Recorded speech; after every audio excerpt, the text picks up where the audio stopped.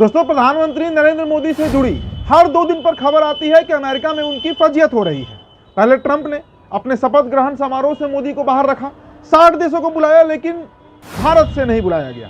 और जो अब खबर आ रही है दोस्तों, उसने बीजेपी में बौखलाहट बढ़ा दी है। ये खबर तो आपको हम बताएंगे ही। साथ ही दोस्तों, दुनिया में भारत के भूखमरी, मतलब भारत में जो भूखमरी है उसके जो आंकड़े, जो डेटा पेश किए गए हैं, उसने विश्व गुरु की पोल खोल कर रख दी है। इस पर भी हम बात करेंगे। और देखिए, इधर भूखमरी में हम वर्ल्ड रिकॉर्ड बना रहे हैं और उधर हमारे पीएम साहब दूसरे देश के राष्ट्रपति के पत्नियों को लाखों करोड़ के हीरे गिफ्ट कर रहे हैं।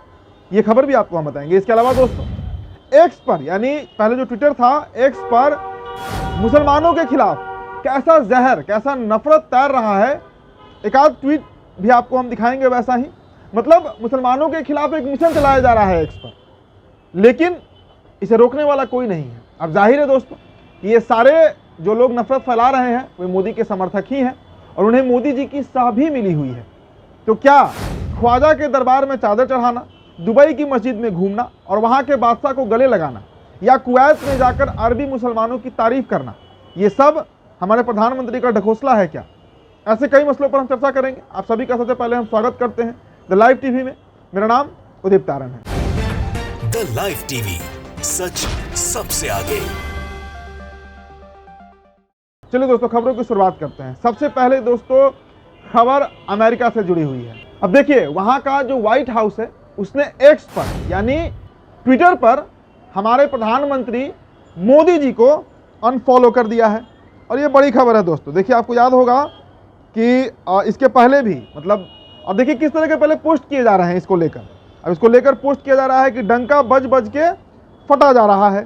व्हाइट हाउस ने मोदी को किया अनफॉलो। देखिए दोस्तों, ये बहुत सामान्य सी घटना लगती है। एक सोशल मीडिया है, आभासी दुनिया है, लेकिन इस आभासी दुनिया ने एक अलग तरह का दुनिया क्रिएट करके रखा है। इससे रिश्तों, संबंध होते हैं, जो रिश्ते होते हैं, उसकी मजबूती या उसकी कमजोरी दोनों दिखाता है। अब देखिए, पहले तो खबर आई कि डोनाल्ड ट्रंप, जो नए नए राष्ट्रपति बने हैं अमेरिका के, उन्होंने अपने शपथ ग्रहण समारोह से मोदी को बाहर रखा। और अब दोस्तों, इसका कारण भी सामने आ गया है। देखिए, अडानी को लेकर जो बातें लगातार चलती रही, जो अडानी के खिलाफ वहां पर केस दर्ज किया गया, गिरफ्तारी की बात हुई, अब ये एक बड़ा कारण बताया जा रहा है कि नरेंद्र मोदी को वहां पर, मतलब, शपथ ग्रहण समारोह से बाहर रखा गया। Adani bribery case, US court orders joint criminal civil trial against tycoon, मतलब सिविल और क्रिमिनल दोनों केस अडानी पर चल रहा है और यही कारण है कि मोदी को बाहर रखा गया। और अब दोस्तों, एक्स पर मोदी जी को अनफॉलो करना एक बेहद चिंता का विषय भारत और बीजेपी दोनों के लिए है। अब दोस्तों, जरा अगली खबर देखिए।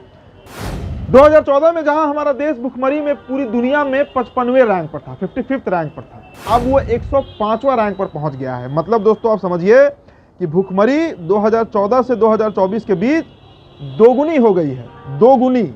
कहाँ वो 55वें रैंक पर था और अब वो 105वें रैंक पर जा चुका है। इसीलिए दोस्तों देखिए, कुणाल शुक्ला ने लिखा भी है कि जो सरदार था वही असरदार था, जो अडानी का दलाल है वही देश का गद्दार है। मतलब, और तय सी बात है भाई, 10 साल में अगर भुखमरी किसी देश में दोगुनी हो जा रही है और आप दावा कर रहे हैं, सरकार दावा कर रही है कि हम विश्व गुरु बन रहे हैं और 5 ट्रिलियन और 8 ट्रिलियन और पता नहीं कितने ट्रिलियन की इकॉनमी बना रहे हैं, तो पैसा जा कहाँ रहा है? लोग भूखे क्यों मर रहे हैं?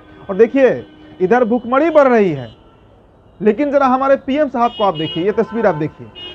पीएम साहब जो हैं वो जो बाइडेन की पत्नी को 68 लाख रुपए, 68 लाख रुपीस के हीरे का मतलब जो गिफ्ट है वो गिफ्ट दे रहे हैं।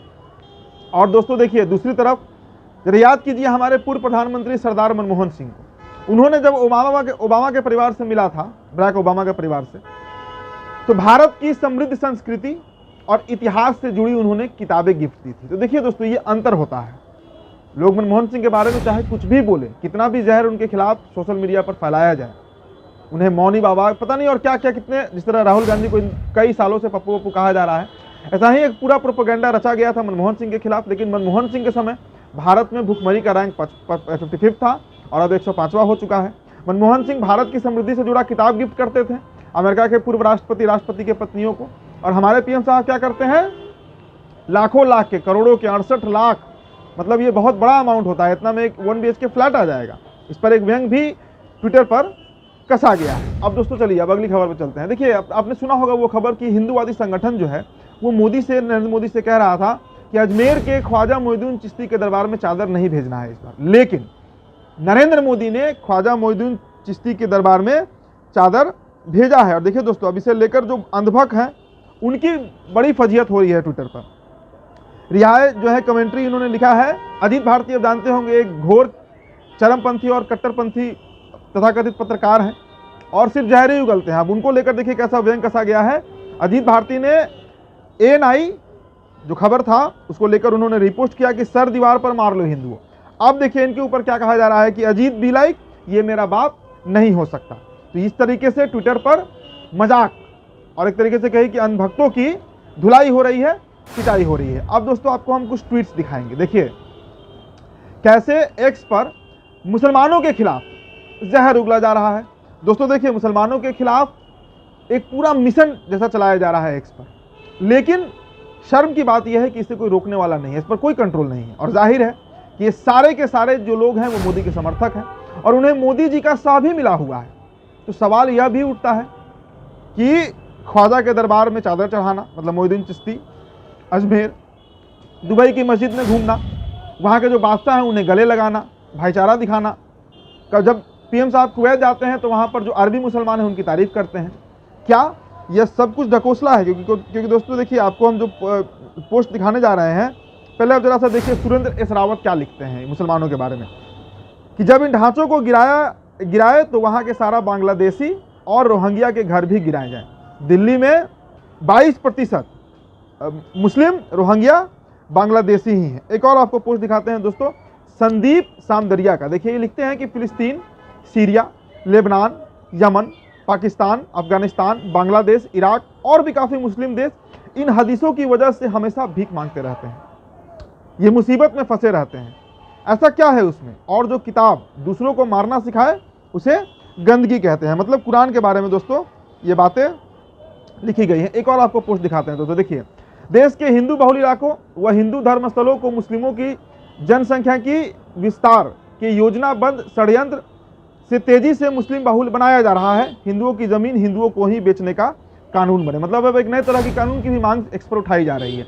तो दोस्तों देखिए इस तरह के जो पोस्ट मैंने आपको दिखाए, जो ये इस तरीके से जहर फैलाया जा रहा है ट्विटर पर, इस पर कोई लगाम नहीं है, इस पर कोई कंट्रोल नहीं है। और सबसे शर्म की बात है कि सरकार भी इस पर मौन बैठी है।